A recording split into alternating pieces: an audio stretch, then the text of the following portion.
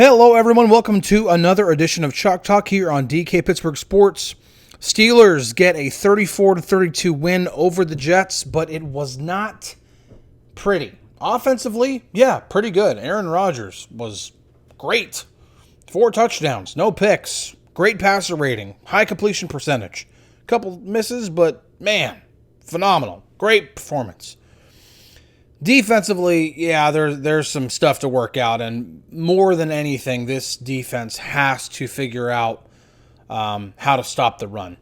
The Jets had 182 yards on the ground. That is about 100 yards too many.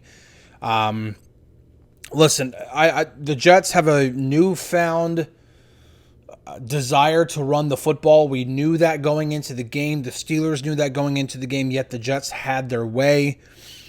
I think from watching the tape, there's not one reason why this kind of a performance happened. This was execution. This was schematics. This was everything. I want to take a look more at actual performance. And again, this is a very, very small snapshot just for time's sake.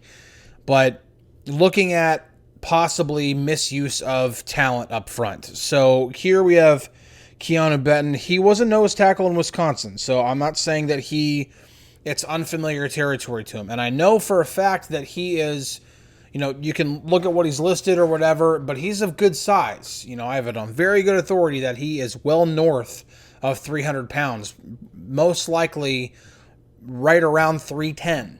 I again, have that on very, very good authority. So if you see him listed at something under 300, he's not. He's heavier than that. And so he's got the size, he's got strength, he's a strong guy. This looks like it's more technique than anything.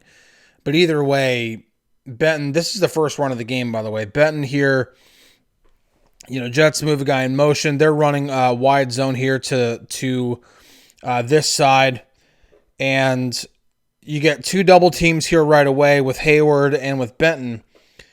And the left guard here goes to double team Hayward and pretty much just falls down. Okay. Now he falls down, and that should then, in theory, help you with when it comes to any kind of cutback, because Peyton Wilson's filling this gap right here. Okay, so good job there. Then you have Darius Slay to come out here on the edge to take that away to force the help back to the inside. Patrick Queen here comes over to this side to take away the cutback lane. So this is all bottled up, except for the fact that number 95 here gets absolutely blown to bits. It gets the initial, block with the center, but then the right guard comes in and just, he shoves Benton backward, and he loses all leverage, and then because that right guard is falling, he has no footing, he falls over, and now this hole ends up opening up very, very wide for Breece Hall, especially because at this point, it does not matter what Patrick Queen does. Breece Hall is going to have room to run, because if he stays in this gap right here, if he's not here and he's over here, then Breece Hall is going to have that room to run. If anything, this could have been an even bigger run for Hall if Queen would not have been over here instead of over here. He could have cut that back and possibly outran Joey Porter, and just it would have been hot. Bye-bye. Maybe Jalen Ramsey makes the tackle, but this could have been a lot bigger than an 18-yard gain. But again, this just goes to show that, with your defensive lineman, especially if you're going to run, the Steelers are in their base defense here. They're in 3 down linemen, and Loudermilk here, handles the one-on-one just fine. The one guy who gets really just blown up is Benton. And because of that, this really goes to show that when one guy doesn't do his job, it can blow the entire play up. And so that's what ends up happening here. Ramsey takes him down, but it's an 18-yard gain. And this is the first play This is the Jets' first play from scrimmage, not their first run of the game. The first play from scrimmage was this play. It's a bad way to start when you have a newfound, like, we're not going to let the 299 game happen again. Well, no, the Jets didn't run for 299 or even 200, but 182 yards is still way, way, way too many. Let's go to the next play here. We got Benton here again at nose tackle. And here we have Y.A. Black, who's become a very popular player based off of a really fun personality and his play, both in training camp and preseason. And, Jets here are running. This looks like an inside zone run.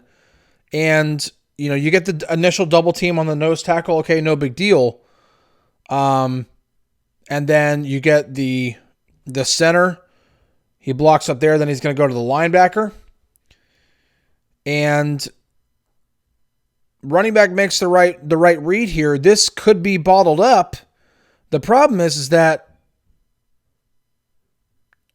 what's actually really funny about this, now that I'm kind of noticing it for the first time, 71 kind of does this little shove to this side to help the center get leverage. But then the center just clears him in this direction to open up the hole for Braylon Allen. And when that happens, I mean, he goes to the ground. And the other part that really makes this frustrating is that Ben gets shoved, and watch 94 here, watch Y.A. Black here. He's actually, he's got his eyes open. He's using that length to his advantage. Look at him pushing Fashanu back. Look at that. Now, great anchor by Fashanu. Fashanu's he's a first round tackle for a reason. But look at Y.A. shed that block. He's there to go. He's there to try to get off that block. And he can't go there because Benton gets folded into his legs. And then Allen ends up going and scoring a touchdown. I mean, this just goes to show there are other guys making plays, but when one guy doesn't just lose, but loses badly. And Aaron Rodgers has talked about the importance of having talent and smarts up the middle, talking about, obviously quarterback and center and running back. And you got to have a lot of smart players and impactful players. Same can be said about the defense too. I mean, if you're a 3-4 defense and your nose tackle is incapable of providing consistent run defense, that's going to be a problem. It's going to be a problem. So, and it showed up in this game. Now, here's a play that Keanu Benton's not on the field. Y.A. Black is right there. Now, again, we have the two interior linemen. So this is the Steelers in sub package. And I want you to look at John Simpson, the left guard here. He goes to give a pretty good shot to Y.A. Black there to, again, do the same thing. Usually when you do a quick double team like that, it's to knock him enough in whatever direction, in this case in that direction, so that 71 here can have the leverage that he needs. And once again, you just see Black, he's using those long arms and that height to be able to stave off the blocker and keep his eyes on the runner. And at this point, it really doesn't matter that the double team did nothing. I mean, he almost bounces off. You can kind of see. He kind of bounces off Black here. And he just goes over to go start blocking Patrick Queen. And it's a numbers. You would think, okay, it's a numbers game here. The Jets only have the 5 linemen. And so somebody's going to be free. It ends up being TJ Watt. You always love that. But even if this tight end were to have stayed in and blocked Watt, look at Black. Long arms using his length, and he gets off that block and starts to get a hand on the ball carrier. And TJ Watt ends up being there too, and they hold him to a 2-yard run. You'll take that all day long. And so that's what a nose tackle is supposed to look like. That's what an interior defender is supposed to look like when they take on double teams. And, here, like you look on the other side, I think that's Loudermilk. Loudermilk gets absolutely washed out by the double team. Now, granted, somebody probably should have gotten off their block and went to block Peyton Wilson, but, that's, I'm not going to sit here and, pick apart the Jet scheme. But when you look at this initial double team, you got there and you got there, and then, the guy's going to peel off to get to the linebacker. The double team had no effect. I mean, this is a really good rep from YA Black, and, stupid on them for leaving TJ Watt unblocked. But it wasn't just Black that had a couple of good plays here. Number 96, Daniel Ekuwale, a guy who's not talked about a lot. Steelers picked up in free agency, played for the Patriots last year. Can be more of a run defender. Again, when you look at what the Steelers did over the course of the offseason, both in free agency and the draft, they picked up guys who can defend the run, or who are known more to defend the run. Easy for me to say. YA Black, more of a run-first guy. Daniel Ekuwale, more of a run-first guy. They kept Isaiah Loudermilk, more of a run-first guy. Like, you've got more run-defense-first guys up front.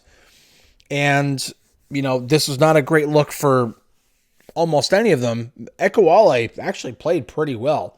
And based off of the way that he played, if Benton begins to show any kind of... This is actually the backup nose tackle there. Like, I wouldn't play around too long with this. If Ben shows the same kind of stuff that we saw in this game, you have to start thinking about other answers. You have to think about YA Black, possibly, who played nose tackle for Iowa. You have to think about Daniel Ekuwale. And here's this play right here. Jets running wide zone here to this side, right? And so we saw, okay, what happens when one of the interior defenders lose? Okay, so here we have Ekuwale and we have Cameron Hayward as your two interior defenders. Well, Ekuwale takes on the guard right away, and what the center is trying to do is double team Ekuwale really quick and then get up to the second level to get Patrick Queen. That's what he's trying to do. But when your interior defender who's about to be double teamed stands so strong and gets his anchor, he gets that left foot in the ground and he's not moved. He stonewalls the guard there. And when that happens, it ends up pinching this center in between as Cam Hayward's taken on the block. And now the center can't get to Patrick Queen quickly enough, which then frees up Patrick Queen to fill that hole. This is what we're talking about. There are a lot of run defense schemes where if you're not going to be aggressive, you have to rely on your guys up front winning. Because when these two guys in the middle right here can win, this guy can possibly eat, this guy can possibly eat, this guy can possibly eat. You got a number of guys who can do a number of things. And here he's got nowhere to go. And not only does Ekuwale work through the potential double team, he then sheds the block and ends up being right there to possibly make the tackle. Only TJ Watt just manhandles the tight end to get off the block, and Patrick Queen is right there to fill the hole and get in on the action too. So this just goes to show when everybody else does their job, especially when the guys do the dirty work up front, that gets no praise at all. No praise whatsoever. It doesn't get shown up in the box scores if you don't get a TFL or a block, or a tackle or an assist or anything like that. You get no love in the box score. But when coaches turn on the film and they see this kind of stuff right here, that stuff is going to go a long way, and that's what coaches are going to remember and what they're going to think about whenever, if my starter up front, it continues to struggle, guess who I'm going to put in first? It's going to be number 96 if I continue to see reps like this. So good on Daniel Ekuwale for coming in and making a play like that. He didn't play many snaps. As a matter of fact, I can pull up the snap counts really quick. Daniel Ekuwale played a grand total of 12 snaps, which is 19% of the snaps in this game. So he didn't get a lot, but I'm telling you, after a performance like this, if Keanu Benton continues to struggle against the run, you could see a much higher tick than 19% for Ekuwale. So good on him. Good run defense there. It's there. They have the guys. Yes, the scheme needs to be altered too. I was told after the game that players were not satisfied with the lack of adjustments in games. And when they finally began to make adjustments and to get a little bit more aggressive, they started stopping the run a lot more frequently.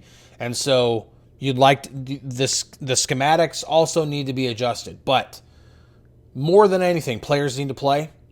And when players made plays, the Steelers usually, they had the better end of the deal. Like, they were the better team. But they got beat quite a bit in this game. And that's alarming for a guy like Keanu Benton. So it's gonna be interesting looking forward, man. It's week 1, so you got plenty of time to figure it out, but this is something to really watch for as we go throughout the season. So that'll be it for this one. When we we'll do another Chalk Talk tomorrow.